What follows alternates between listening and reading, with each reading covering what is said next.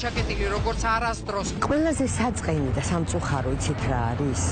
ჩვენ არავინ არ გვისმენს. საქართველოს კულტურის მინისტრობას ცოტა რაღაცა სხვა ჭირდება, მე ასე მგონია.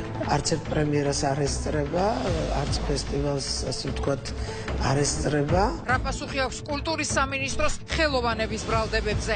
აბსოლუტურად უპასუხისმგებლო განცხადებებია, რომელიც არანაირად არ შეესაბამება სიმართლეს. უნდა აფინანსებდეს თუ არა ბიუჯეტი უცხოელი მომღერლების ჩამოყვანას და კონცერტებს მაშინ, როცა ქართველ ხელოვანებს თავის გატანა უჭირთ. დღეს პრიორიტეტში ბადრი ბაგრატიონ გრუზინსკი, გოგა პიპინაშვილი, ნიკუშა შენგელაია, ბესო ზანგური, ქეთი დოლიძე, შოთა კალანდაძე, მერაბ ჭიქაშვილი, მარიკა სამანიშვილი, ფოლკლორის ცენტრის დირექტორი გიორგი დონაძე, ხელისუფლების სახელით კულტურის მინისტრი მიხეილ გიორგაძე.